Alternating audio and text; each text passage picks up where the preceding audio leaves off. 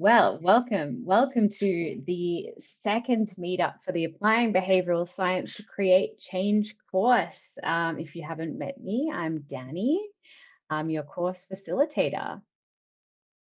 Before we get started, I just want to acknowledge that I'm coming to you on the lands of the Kulin Nations, specifically the Wurundjeri people, and I pay my respects to elders past and present.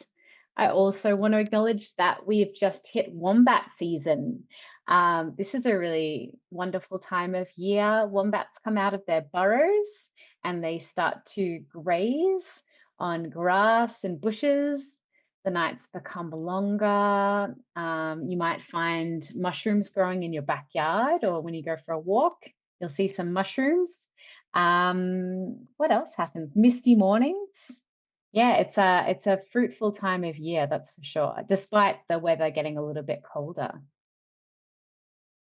So tonight we're going to recap some key content with some trivia, have a little bit of fun.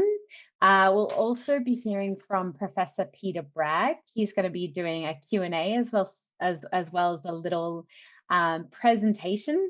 We're also going to be seeing what's going to be coming up next in the course. So we're going to be taking a sneak peek at part 2 as we dive into the behavior works method.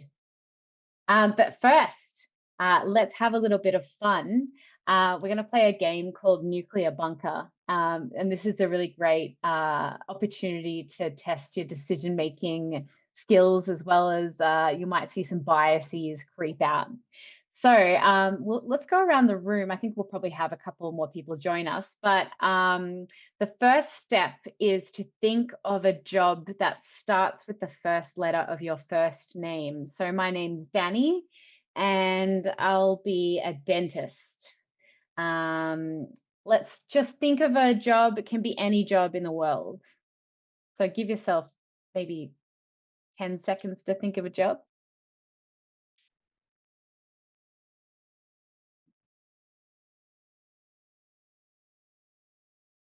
What have you decided, Karen? You look like you're thinking really hard. I think I'm going to be a key selection criteria mythbuster. That sounds great. Yeah, I'm between Perfect. jobs at the moment. They're driving me crazy. Don't worry, it's just AI reading it at the end of the day. So As my previous manager told me. it's quite unfortunate. Yes, AI writing it and AI reading it. Yeah. What about you, Emma? What are you going to be? Oh, engineer just seems to be a very vague, open-ended what it could actually be, but we'll go with that. Let's go with that. And Xian, what have you chosen? I'm sorry. I was trying to get my sound working, so I might have missed the first part of this activity, but I feel like something useful would be some ability to create food from nothing. So I'll be a food technician, just because Oh. that's really vague, but something to do with being able to eat. Well, it's got to start with the first letter of your first name. Okay, that's the part that I missed. Yeah, trust me, I wouldn't have been a key selection criteria mythbuster otherwise. No, the first letter of your first name. Oh, you've got me at the end of a very long day.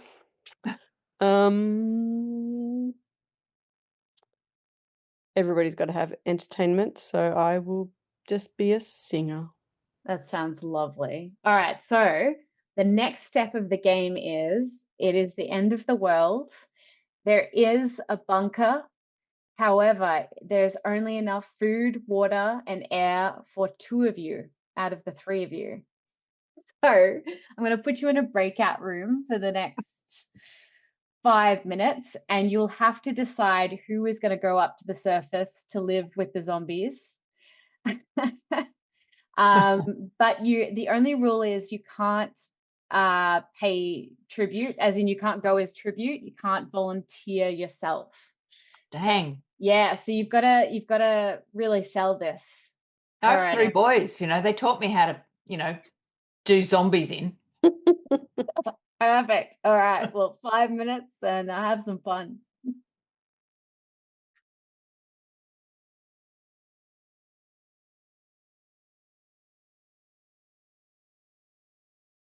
How do I stop this recording? There we go.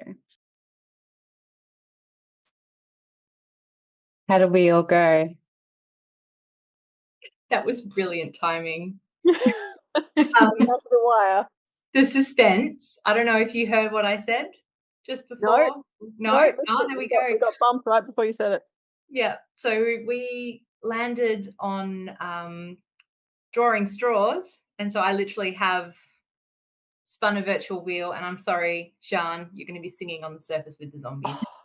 It's all right. I'm terrified of zombies, but I can do it. Rising to the challenge. I love that how you left the decision making up to chance in the end. Random human behavior. Who knew? That's perfect. Alrighty, let's keep moving forward. Where did my share button go? There we go. Hopefully we learned a little bit about ourselves. The So I'm just interesting thing was that we actually talked about all the reasons why we shouldn't stay in the bunker rather than making a case as to why we should. So that was a different angle to take, I think. Oh, fascinating. Right. Okay. A quick story from my husband's former workplace. He worked for World Vision. They did heat training, which is basically, how do you survive a kidnapping in a foreign, a desperate situation type stuff. So they put bags on your heads, they sit you down, they point mock guns into the back of your heads, etc. Anyway, long story short, he made a decision to save everybody, but one woman was left behind, right? Like he could get them all on the bus to go. And this is in country Victoria, like set up like a real situation. Wow. That woman never, ever spoke to him again in the office. Like ever. Oh She my was not going to have a gosh. bar of being collateral damage. Hey, that's a real world trolley problem right there. That's for sure. Love it. Love it. Simulation training is a very great behavior change technique. We often use it in our everyday work here at BehaviouWorks. So yeah. Right. All right, I'm just going to fly through the content. What have we learnt so far in part 1? So we've learnt that behavior is an observable event. So if you can't see it happening, it's not a behavior, something that happens inside your brain, like awareness, engagement. They're all types of invisible words you may have heard out in the corporate world. So we looked at the ATAC statement, who does what to what, when and where. It's important to focus on positive behaviors that you want people to do rather than what you don't want them to do. So instead of saying do not litter, you could say please place your litter in the designated bins. It's also a really great way to break down a complex set of behaviors and looking at focusing on end state behaviors. So you might realize that that your specific behavioral problem is a chain of behaviors, not just one behavior. Module 2, we looked at different types of drivers. We looked at conscious and unconscious drivers. We understand that motivations differ from one person to another, and your target audience is not you. We're weirdos. We're interested in behavior change. A lot of people aren't thinking about these types of sustainability problems that we've wrapped our heads around. So that's why it's important to look at existing evidence and see what's already out there. Don't try to reinvent the wheel. And what else have we got here? Module 3, we looked at behavior change theories. So these often explain why people do what they do. They also help us design effective behavior change. We looked at the theory of planned behavior, looking at attitudes, social norms, and perceived behavioral control, how that shapes an intention towards a behavior and towards actions. And then often you may find that it's moderated by external factors. So I might have my bag packed. I've got a good attitude about leaving early. Say I come from a family where we all leave on time. So there's pretty strong social norms about that. I've got petrol in my car and my car is running just fine. But when I get to the end of the road, there's a whole bunch of roadworks happening on the highway. So actual control can often get railroaded. We looked at dual process theory, so systems 1 and 2. So our brains are often working on automatic processes to save energy. And this is because our brains are still operating as they did when we were on, in the desert and in the sorry, somebody is calling me. Apologies. Just a little bit of spam call for your Thursday night. On the plains of the Serengeti. So yes, your brain is still trying to save energy and power.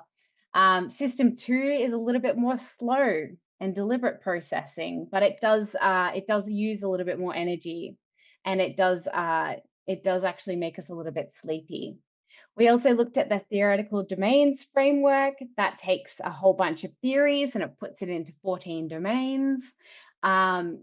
Domains like knowledge, skills, beliefs, environmental context, emotions. You can see that here on your screen. But it's important to choose the best theory that suits your target behavior and your context, as well as your audience. So using the existing evidence that's out there. What else have we got here?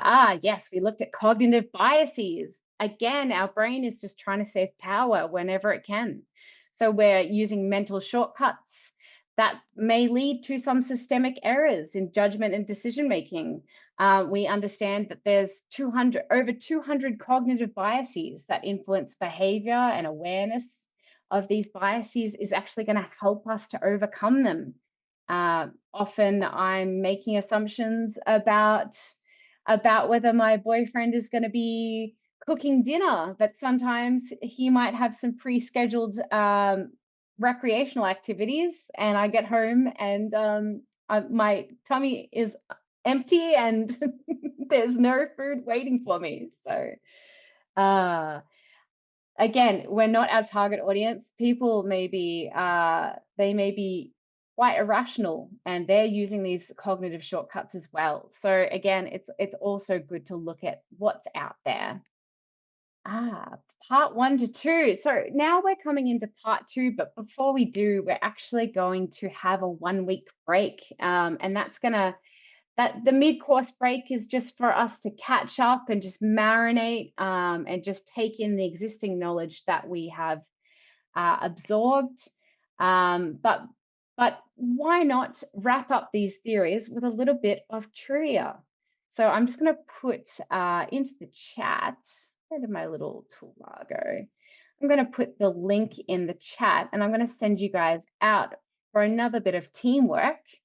So you've got a Google form. Just elect one person in the group to fill out that form, and then we'll go through the answers back at 6 o'clock, and then we'll be joined by the illustrious Dr. Peter Bragg.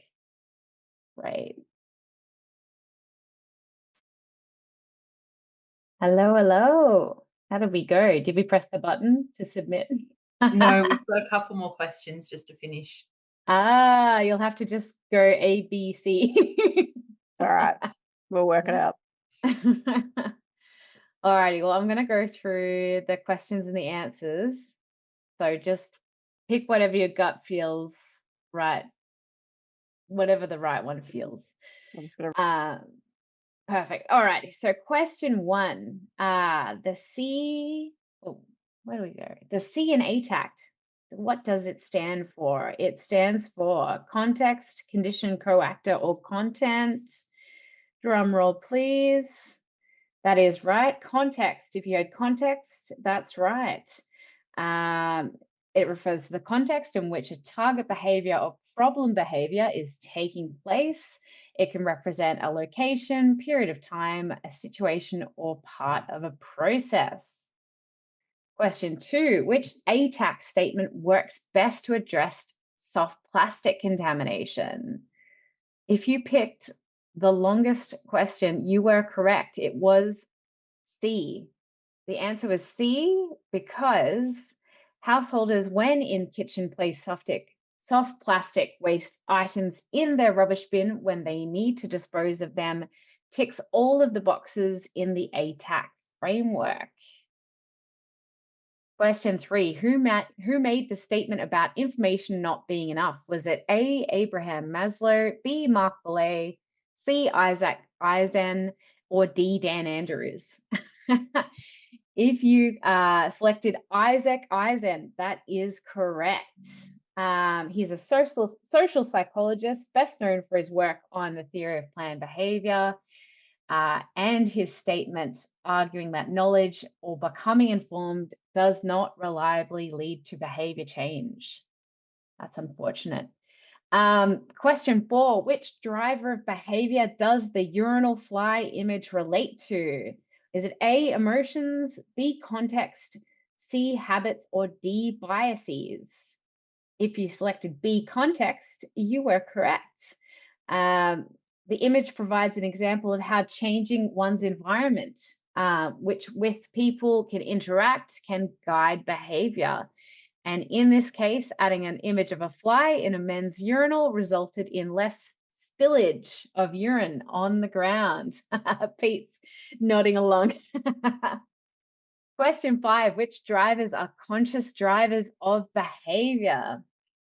And there's more than one correct answer here. If you selected A, attitudes, and D, opportunity, you were correct.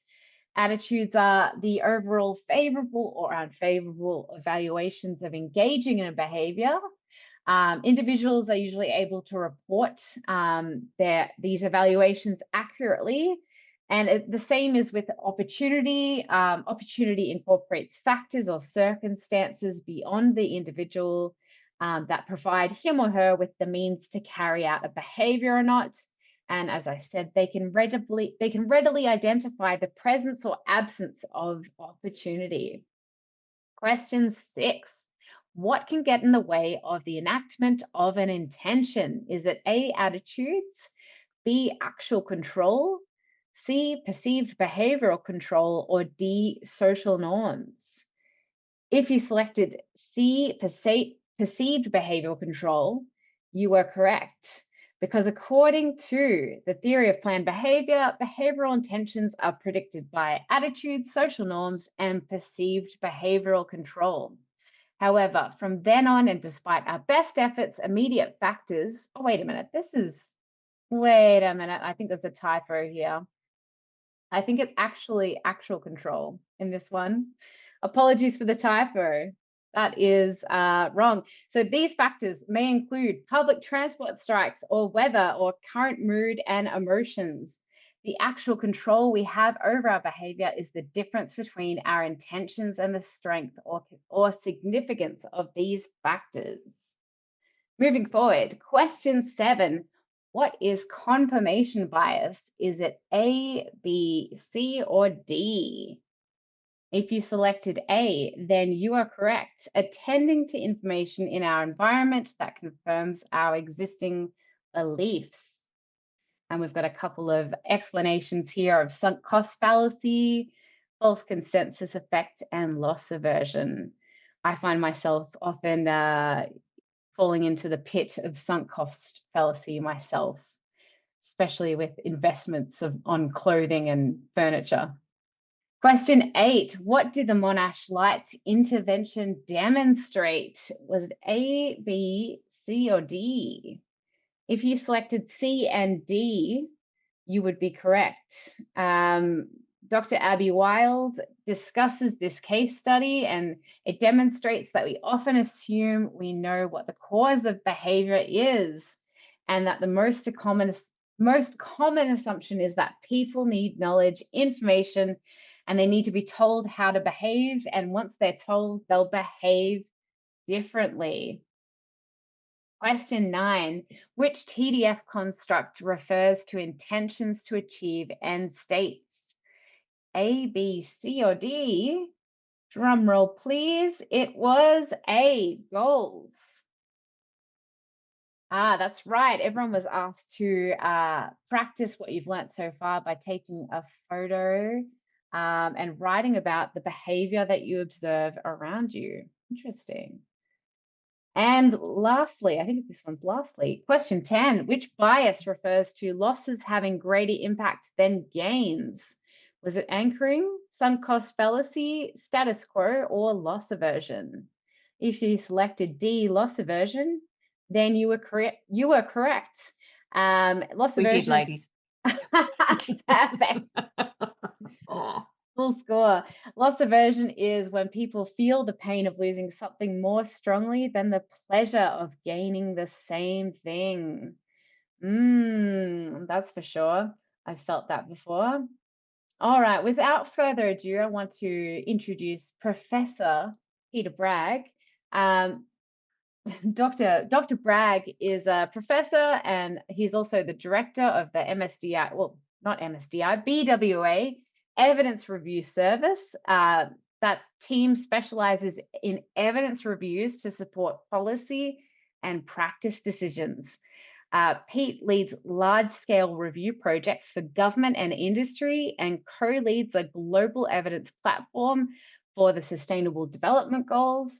He's published extensively across health, sustainability, and public policy, previously working as a physiotherapist before moving into research. But don't let me speak for you, Pete. Take it away. Thank you very much, Danny. And thanks to these very dedicated people who have joined us at 6:08 on the day before Easter Friday, Good Friday.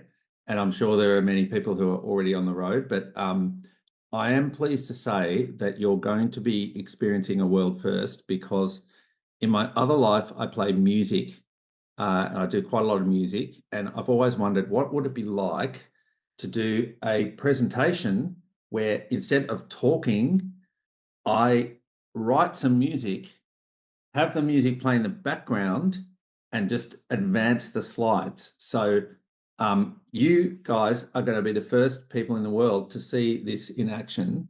And as part of that, I will beg your forgiveness if there are any technical glitches, but Danny and I had a little practice beforehand. And basically what we're going to do is I'm going to put up a slideshow and I'm going to share the music. And if you've got headphones on, whatever, but you should be able to hear it through your computer. And then I'm just going to advance the slides and I'm not going to talk for 5 minutes. And I'm hoping that the slides will tell you the story of what I do and what evidence reviews are all about. And then we'll have some time to chat after that. Does anyone have any questions before I attempt to drive this bus for the first time? Okay, so what I'm going to do, I'm just going to set myself a timer, because I have to make sure that I'm timing it according to the length of the music. So bear with me. All right. So I hope some of you have got a glass of wine. Now I have to share but I also have to share the sound. So okay. This is going to be really interesting because the button doesn't look like, here we go, share sound. All right. So here we go. I am sharing the sound. Right. Okay. So you're not seeing the presentation yet because I haven't put it up on the screen, but I also had to work out how I can go into full screen and still use the other part of my laptop. So can everyone see a slide?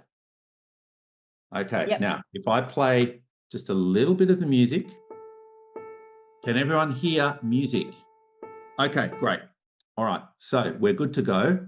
I will see you in, I'm going to stop talking for 5 minutes and I'm going to show you this presentation, and I'm interested in how it all goes. So let's get started. Hang on, let me get the timer going. All right, here we go. Here we go.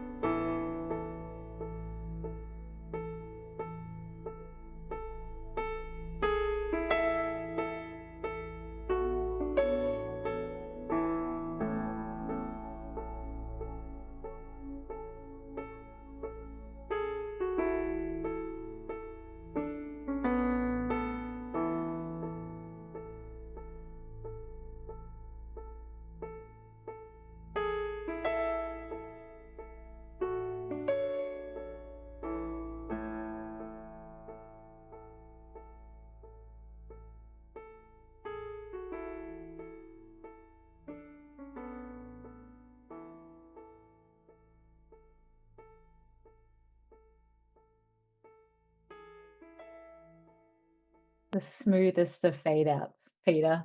Great presentation. Thank you so Great. much. That's the world premiere of the research evidence story, and I hope it was a nice, gentle way to end the day. It was an absolute. It was, yeah. I learned a few things. It's hard to monitor the clock and make sure the pace is all right. But anyway, open for questions, comments, anything you want to talk about. I love it. I work in knowledge translation for a research organization. I'm constantly horrified by the amount of publications that exist and that are being produced and that are not being used. And I love a creative translation of some description. So this was brilliant. And I would love for you to come and talk to my early career researchers and give them this presentation if you're open to that.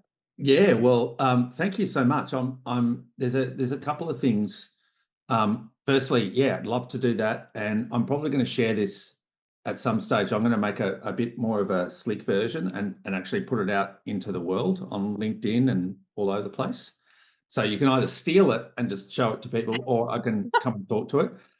The other thing which I didn't have time to do in the presentation is that in the last probably in the last 5 years, with the advent of AI, what they're showing now is that the pace of retracted and really dodgy research articles has grown a lot more than even the rate of the article publications themselves. So although there's a net increase in quality publications, there's also a very large increase in double publications, fraudulent publications, publications written by bots. So we've got some huge challenges to unpack, and this is really just the very much the fundamentals of what evidence reviews are designed to do. So yeah. Karen, Emma, yeah. Sorry. Yeah, Karen, I was gonna ask you each for a reflection. So I was working most recently with the Australian Council for Educational Research, and our library staff were starting to spend more and more and more time following up when people would say, hey, this work's been attributed to you, but I can't find it anywhere. And we'd never created the research. It didn't exist, but AI is a sycophant and likes to please, and an extraordinary amount of their time has been spent basically validating research that we have done or contending references to research that we didn't do. So Karen, it's really fascinating because the very first version of ChatGPT didn't index research at all. So what it did was it just made up citations. Like it literally would just say Smith, 1982, or it would, and so it was a completely fictitious, all of that. And then it was only the last probably couple of versions that they've actually started to interrogate research. But yeah, it's a huge challenge. And the other things that have happened, including at our own university, is that the actual role of librarians is slowly being eroded. So a lot of things are going online now. We are very lucky to have a brilliant information librarian with 40 years of experience who knows how to search databases and find, a couple of thousand articles out of that 90 million that might be relevant to this topic. And then we sift and sort through them to find the one. But, without her, we'd be absolutely lost. So there's huge challenges. And then what happens, the bigger implications of this is that we're in a sort of I know people call it a post-truth world or whatever. So at the very time we need the most credible knowledge, we've actually got the least confidence in what we're getting off the internet. So, yeah. ACR actually partnered with something called Inform It because they wanted to provide students with a credible source where they could go and find documents and articles and things, but they put like 10 or 15 researchers from the council onto compiling those so that your baseline was integrity. Yeah. Scary, though. It's very scary. Emma, what do you make of it all, and where do you come from in the world of science research and everything? So I actually work in I'm trying to figure out how to eloquently put it because I wear so many hats. But I work in waste education. Right. in Western Australia. And it's interesting to me, just as a result of doing the assessed version of this course, in that trying to find research articles about source separation and all of those things, there's a massive hole in Australia in terms of this stuff. So while there's all of this other stuff going on, there's still this void in the space that Yeah. I'm I mean, in. the circular economy is really interesting, Emma, because we've got a woman called Jen Macklin who does a lot of work on circular economy. I don't know if she's presented, Danny, but you might be familiar with her work. Yeah. We did some work on circular economy a few years ago, and she said one of the things that's difficult with circular economy is, so you notice in the presentation I made reference to some stuff's behind paywalls, which is basically publishers making a lot of money, and there's a whole other presentation about publishing model, which is basically broken. But then there's a lot of credible research that does exist in that space, but it might be commercial in confidence, or it might be great literature, or it might be that,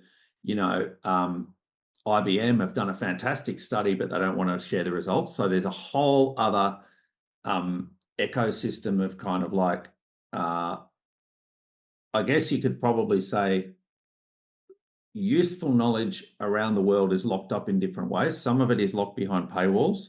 Some of it is locked behind commercial in confidence. Some of the work that we do is still embargoed by the government because they don't want to share the knowledge that they use to make decisions, because they think that that's going to interfere with the process. So we actually did a whole project on the use of data in policy making and how explicit it is for the Australian New Zealand School of Government last year, which was really fascinating. So yeah, it's kind of like it is a bit like an onion. There's a lot of layers to it, and this is just the first one. Is just, there's a very, very large amount of knowledge in the world, and we need to put it to work.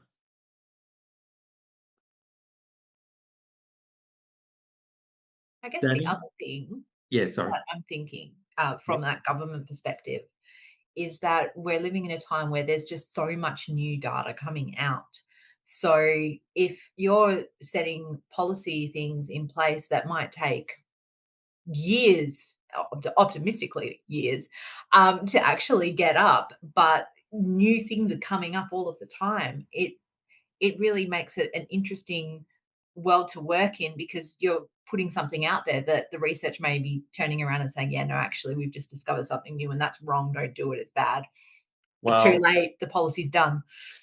Yeah. And I think, there's the publication lag. There's also, it's really interesting. So if you look up the National Health and Medical Research Council's definition of research, it's not necessarily university research. So research is any activity that builds knowledge, right? So if you're in a company or an organization that does what they might call business insights or business intelligence or data analytics, that's actually research. So when we talk about university-based research, we're talking about the research that's in peer-reviewed journals, which is, for all the warts, is probably the more reliable knowledge that we have because it's peer-reviewed. But we should also remember that there's a lot of other things that go into decision making that are still broadly within that definition of research. It's just that they haven't been put into journals that no one reads. They've actually probably been read by more people in an organisation than a lot of the research articles that have had a lot of money invested in them and a lot of brain power. So it's certainly this story about research evidence is really only one part of the story about evidence and evidence-informed decision making, and it's really fascinating.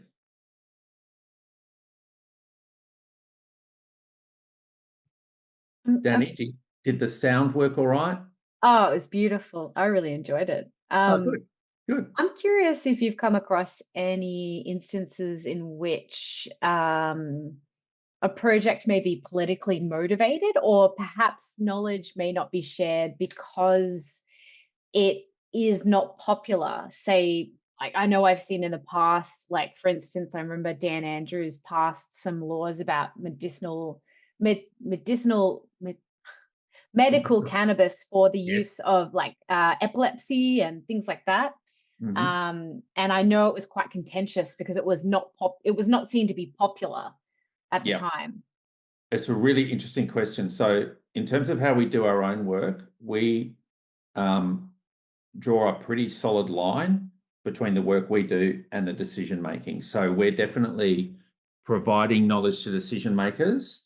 And if they say things like, well, what do you think we should do based on this knowledge? We just say, not our job, right? So we have to be very neutral on that, because otherwise, so for example, a couple of years ago, I did a review of gender dysphoria literature. Now, that is a hugely polarized issue.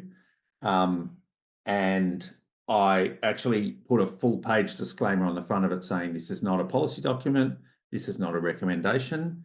And a lot of the work I do is fairly dry and boring. It's just basically saying, here's what it says, here's the level of confidence we have in it, over to you. And about 2 weeks after that report came out, there was I don't even know how I came across it, but there was a few blogs, because there's quite a lot of anti-trans blogs, and one of them was a letter that was signed by 150 or so doctors saying this review's rubbish, you can't trust it. The people work at Monash, that's near Monash Medical Centre. Monash Medical Centre has a gender clinic. Like, they actually said, because we're geographically close to it, it was biased. So, like, you have to have a pretty thick skin to do this sort of work, but we can't. We basically cannot say this supports the treatment with puberty blockers, this doesn't support. We just say there are X studies, they have this many people, here's their strengths, here's their weaknesses. And as you will see, governments around Australia have made decisions, and they will bend the evidence review to whichever decision, right? They'll take the negative parts of it if they want to make a decision against, and they'll take the positive parts, and we just can't control that. So another piece of work that we're looking at, which hasn't actually kicked off yet, is looking at does the death penalty discourage drug use? And pretty much the answer is no, I think, right? I don't think there's any solid evidence that having the death penalty reduces drug-related crime. But there are some governments in some countries that are just absolutely, they will either stick with it or they won't stick with it. And we can't, I mean, it's obviously I have a view, but we just can't get involved in that. Otherwise we become the decision makers instead of the people in the background. And most university research does have to walk that line, and sometimes that they have to be very clear about the extent to which they want to make strong statements. It does vary a little bit by discipline, but for me as an evidence reviewer, I would lose all credibility if I sort of said, oh, well, based on this, you should do this or that, because then I'd just be someone who could be bought. That was a long, rambly answer, wasn't it, for the day before Good Friday? No, that was great. No, absolutely. Like I can think of some Coca-Cola studies off the top of my head that, have scientists that have been bought and paid for. The same with tobacco companies. So yeah, we did Emma, you might be interested. About 10 years ago now, one of the very first reviews I did for Behavioural after I joined was container deposit schemes, and it was for the New South Wales government. It's still embargoed, but I can tell you what it was because no one's going to dob, right? Basically, the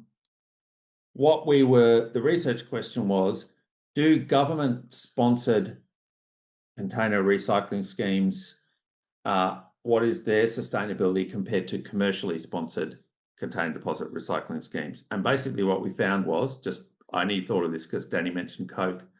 Coke and Pepsi had a couple of schemes where they're like, hey, we're recycling, and they put like reverse vending machines in some universities, and they counted up how many cans had gone through, and isn't this great? We've got 4 million cans recycled, and basically most of those schemes fell over within 5 years. And then when you looked at the volume that they'd reported against the volume that they produced, it was minuscule. And so basically we concluded that the government-backed schemes, like the South Australian, which is the oldest one in the world, factually last longer and do more than the commercial ones. And that's just a fact based on our evidence review.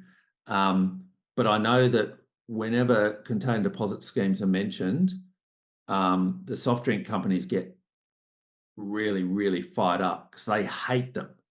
They hate them because they have to put, it costs them money. And they absolutely, in fact, I think, Emma, you might know this, I think the Northern Territory actually had their scheme shut down through the courts by a soft drink company. I hadn't heard of that. Yeah, this was a long time ago. I'm kind of going back decades, but anyway, we're getting off the beaten track. But yeah, there you go. Well, they got their CDS in Well, place it's pretty now. much, I think it's pretty much national now. We've got one in Victoria, which was a bit of a laggard, pretty late to the party. New South Wales did it partly on the back of our report 8 years ago, maybe, EPA. So Queensland, yeah, I think most states and territories have it now, but I know that they'll take it to the courts. They'll do anything. They'll say it's restriction of trade. We shouldn't have to pay for it. Every trick in the book. Yeah, we saw that with Philip Morris suing the Australian government. Do you remember? Yeah, during the plain packaging policy change. Yeah, absolutely. Yeah, if something interferes with commercial interests, and this is where, obviously the smoking is dangerous evidence base.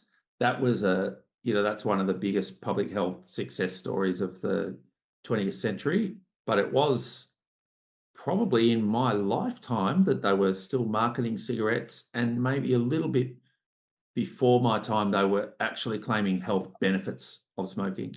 So like it's yeah, that's a good story. Is that a bird on your shoulder, Danny? Yes. That's your parrot. She's come to say hello. Must be Yeah. Easter. Must be nearly Easter. Well, I had another question just to follow up and to finish up. Have you seen any policy backfires in your time, Pete? Evidence that you provided that has gone awry or gone astray? The short answer is, and I know this is going to sound a bit self-serving, but not really. And because we have that line between what we do and what policymakers like, certainly we've had a few that we did some work for the Victorian Royal Commission into Mental Health, and that got quoted in the report, but there's been a lot of trouble implementing a lot of those recommendations, even though the government pre-committed to doing that. But usually I think that there's a couple of ways to answer that. One is that, like, the policy-making sausage has a lot of ingredients. So you've got public opinion, you've got feasibility, you've got budget, you've got modelling and other inputs, all the intel that government generates itself, all the research they do, and our research. So unfortunately, I can't really say what we did led to this because there's too many confounders, there's too many other things in the way. And I'm sure that in other parts of the course you would have covered massive behavioural science fails like the zombie campaign, where it's just kind of like you thought it would do this, but actually it didn't do that at all. So some of that's actually a bit of it's a bit of learning, and a lot of research is about learning too. I will just say probably the work I'm most proud of is the work we did to support the Save 000 for Emergencies campaign in Victoria, which we had actual data showing that unnecessary calls went down and emergency calls didn't go down, which meant that the messaging that we researched resulted in more ambulances being available, and that was a massive public health benefit. So that's one of the most satisfying things. But I can tell you one of the things we did, sorry, I know we're going a bit over time, but one of the unintended consequences that we specifically measured for in that campaign was what if someone who really needs an ambulance doesn't dial one because of our campaign? I mean, that was a massive risk. So someone's like, oh, no, I can't. And the thing about, there's two really interesting things about that. One is that happens already, that there are people who need an ambulance that don't dial one. So the classic story is a farmer breaks his leg over the fence. His mate Barry's working for the ambulance, so he's like, I'm just going to go to bed and I'll call the ambulance in the morning. So we know it happens and it's measurable. What we did, what Kim Borg did in that campaign was we were able to track to make sure that number didn't go up, because that was our big fear. If that number goes up, then, you know, potentially someone who really needed care didn't get it. And so that's kind of an example of the risk management and the unintended consequences that you might think about. But fundamentally, even then, that was still a decision of the government to run that campaign and all that sort of stuff. So we'll take the good stuff and hope that the unintended consequences don't play out. But there's lots of policies that, I mean, the other one at the moment is probably the illegal tobacco sales. I mean, that's a huge, and it's pretty much irreversible, right? So they've put a giant tax on, and now there's a black market. And if they take the tax down, what they're basically saying is we're incentivizing the buying of cigarettes, which no responsible government can do. But if they leave it there, they've effectively created a black market. So that's a classic policy conundrum, probably going a bit past my pay grade as just an evidence reviewer. But hope that's useful. Peter, can I ask a question? Sorry, I've Please. forgotten how to put my hand up on a That's okay. yellow There's only scenario. 5 of us. We can just yell. Good. Yeah. So when you said you measured for something that didn't happen, like someone who didn't call, how do you do that? Basically, in the case of the ambulance, what they do is they have a very granular data capture when, you know, they basically know the result of every call, right? So they were able to tell us the unnecessary calls, which is literally people ringing up saying, I've cut my finger, or someone ringing up saying, I've sprained my ankle, but because I'm an ambulance member, I have the right to dial the ambulance. So they measure that.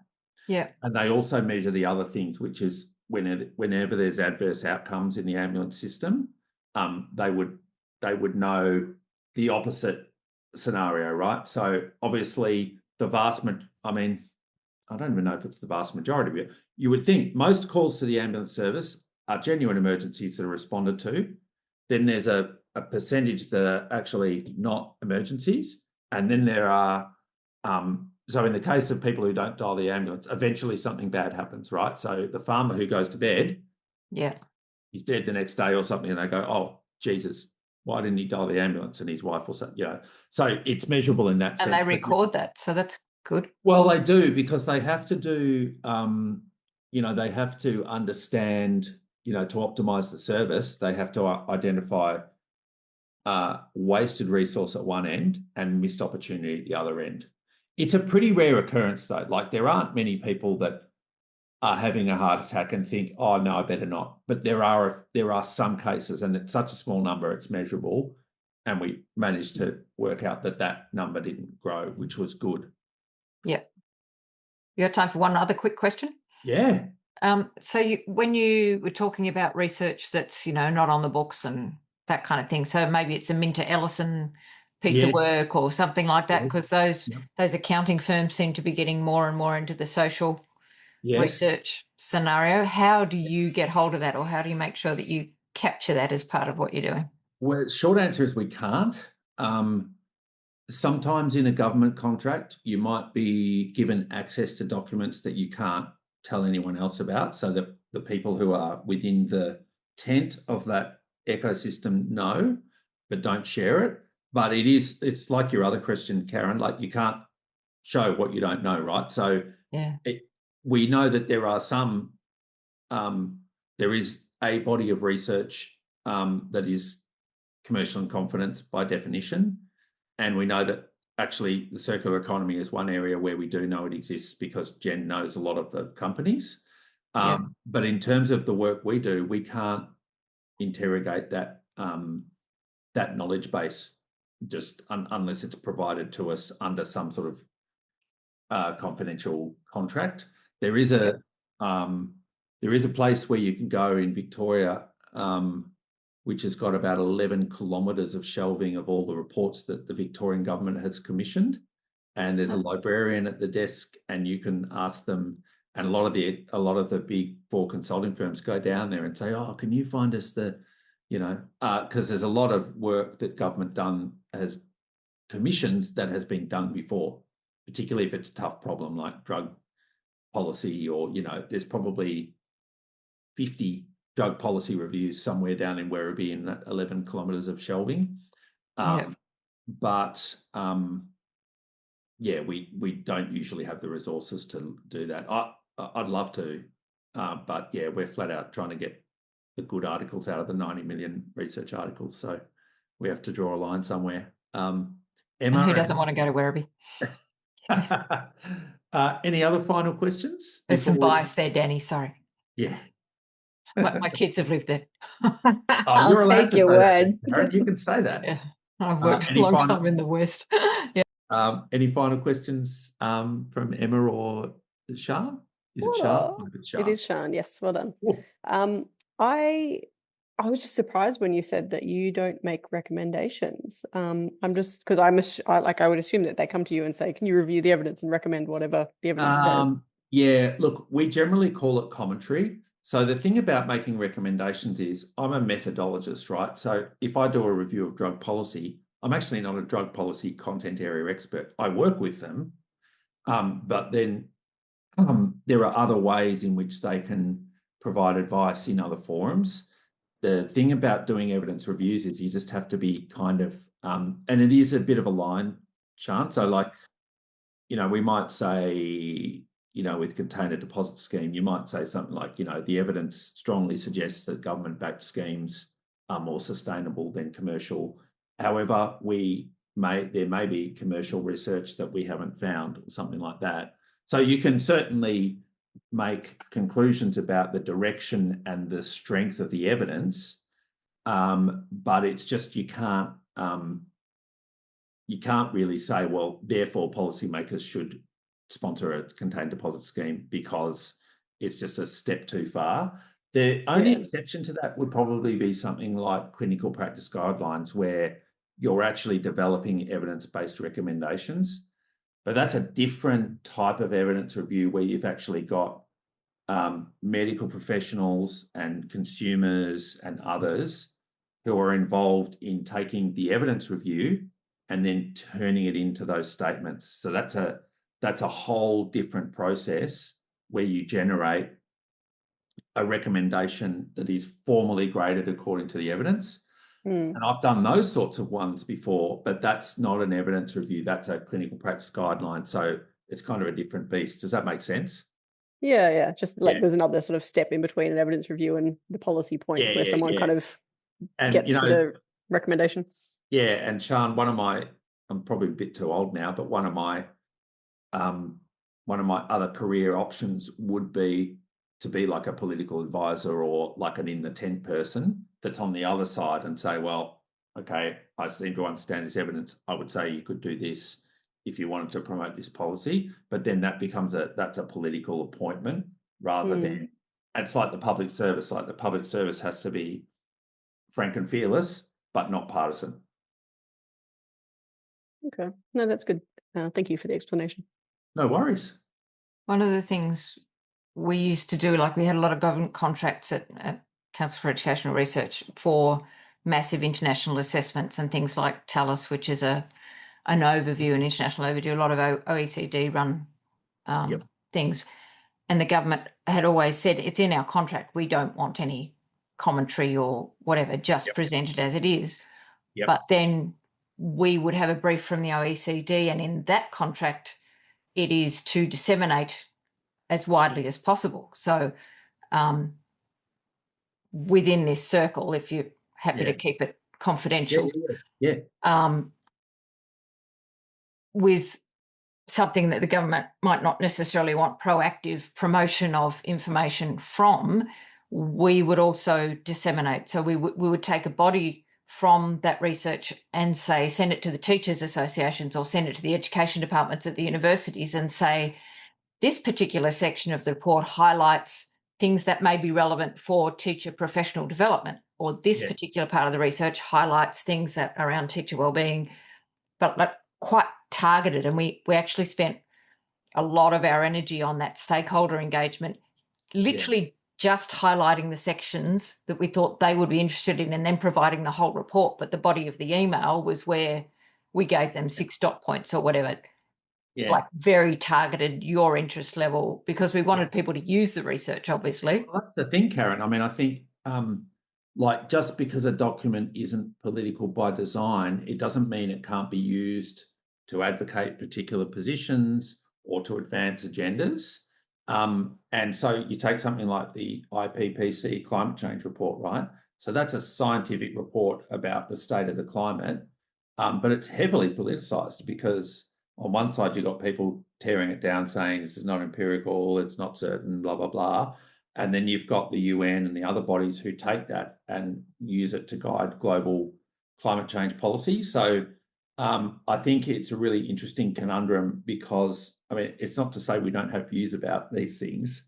And I think that strategy is probably something that, as long as you're dealing in empirical fact, the whole idea of producing knowledge, like the whole reason that we do it, is to make the world better and to use it and to put it to work. And one of the tragedies of having 90 million research articles that hardly anyone reads is that it's just not being used, right? And there is a quote about, I tried to weave it in, but it was a bit difficult in this presentation, but there's a quote about a lot of cures to diseases are in the Amazon rainforest, right? But we haven't discovered them yet. And if we keep destroying the Amazon, we're actually destroying stuff we don't even know could cure lots of diseases.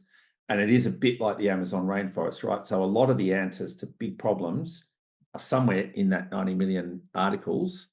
But we just we have to try and find it and share it with the people who we think are going to make the world better. So, you know, it's interesting, but it has to start with, I guess the thing is it has to start with a sort of a defensible statement of fact that is evidence-based. And then obviously, you know, teachers are going to use it one way, governments are going to use it another way because they want to save money. But if you're all working from the same fact base, at least you can then have a debate about what's possible and what's feasible and those sorts of things. And yeah, it's interesting because, you know, I can't go to the shops and buy something without researching the evidence on, you know, whether it's been reviewed and who said this, and that's just consumer reviews, and so it's, you know, it's a hard life sometimes. Anyway. Well, it's very meaningful work, Pete. I hope you're able to give yourself a little bit of a rest this coming Easter break and not overthink your purchasing decisions. Thank you so much to all of you for turning up. I'm really stoked, and I'm just remember that this was a world premiere. That's all I can say. You're going to be the first. It's going to get out there and it's going to go viral, I'm sure. But, well, a round of applause. Yeah. Okay. Thanks, everyone. Thanks, Right. Pete. I'm glad you like the music too. It's just as well I don't make death metal music or something because it probably wouldn't work quite as well. Anyway. It was very peaceful. I hope you all have a great Easter. And Danny, do you have other things to do before you say goodbye to these dedicated people? Or yes, I'm just going to very quickly whip around. I'm going to leave now and say Happy Easter, and have a great break. Look after yourself, and thanks for listening. Thanks all. Thanks, Pete. Thank you so much. Bye. Thanks, Danny. I'm just going to very quickly whip around the board to see what's next in part 2. So the first phase of the BWA method is about understanding the problem through a systems approach. By taking a stakeholder engagement approach, we'll be looking at creating systems maps as well as literature reviews. So what Pete's been talking about is very relevant. We'll also be looking at prioritization using impact likelihood matrices, another way to avoid assumptions. Assignment 1 is due this Sunday, the 3rd of Wait, that's not right. This Sunday, the 5th of May. Dear God, I apologize for these typos. And Meetup 3, that is coming up soon. We'll be looking at scaling and where to next of the behavior works method. We'll be joined by Doctor in Progress, Lauren Brumley. She's a research fellow at Behavior Works. She is doing research into repair culture. There's certainly a lot of policy pitfalls there, that's for sure. I'll be sticking around to take any questions on the assignment, but thank you so much for joining me on this Good Friday Eve. I hope everyone has a relaxing Easter break with family and stay safe.